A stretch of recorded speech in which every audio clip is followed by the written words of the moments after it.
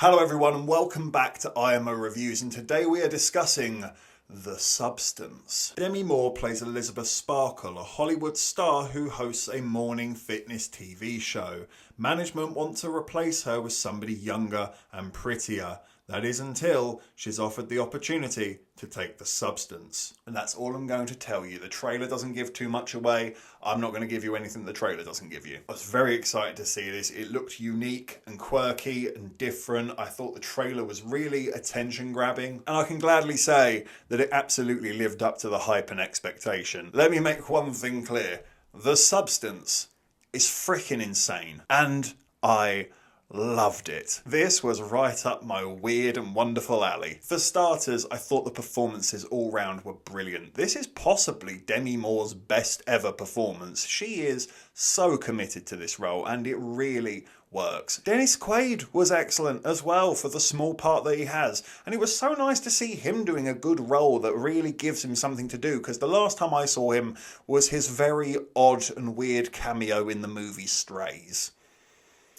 Yeah, this is much more like it, Dennis. Well done. The music was fantastic. It really struck a chord when it was used. It's poised, it's electric. There's times where it kind of felt physical and internal when the drums were playing. It kind of felt like the rhythm of a heartbeat. There's some fantastic cinematography the whole way through with a lot of metaphor and meaning in the shots. There's also something very doting and loving towards the work of Stanley Kubrick when it comes to the set design, and it was very cool. It looked great, and you're always going to get brownie points from me for doing so. And it also has a really good sense of humour as well, which was needed. Sometimes I think that too much levity can take away from the weight of the situation, but actually this genuinely got a fair few chuckles out of me, and it was refreshing. I thought the story was well explored, powerful, poignant, and had so much to say about society today and people and our own aspirations and goals and our own self-hatred, as well as Hollywood and the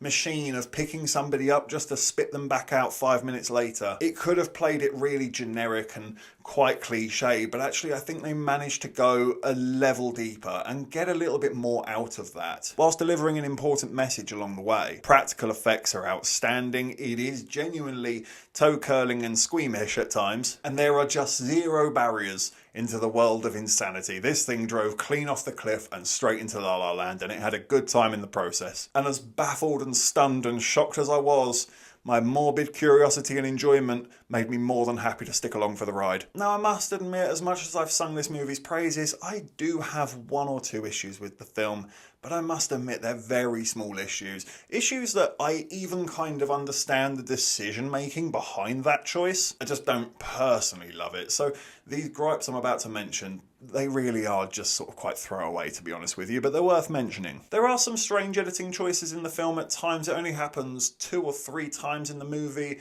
where almost in a cartoonish fashion, you will have a blob, blob, blob, blob, blob cloud appear, and you will see a character saying something important from earlier to remind you. These are one of those things where I can understand the decision making towards it. I think it is purposely trying to play into that comedic effect. And for some degree it worked, but it did seem a little bit like a sore thumb sticking out. And ultimately, I do think the film could have been 20 minutes shorter. As much as I really enjoyed the end and was completely stunned into silence by it, I couldn't help but feel like we maybe could have got here a bit sooner. But all of that being said, I bloody love The Substance, and I really am recommending it to you. It must be said, it's strong, it's gory, there's a lot of blood, there's a lot of sickly, nasty sights to behold here, so if that's not your thing, probably give it a miss. If you love that, dive headfirst in. What are you doing watching this? Go see it already. Because I, for one, am going to give The Substance a 10 out of 10.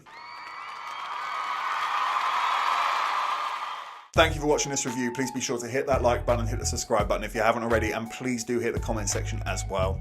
Have you seen The Substance? What did you think about it? Let me know in the comment section down below.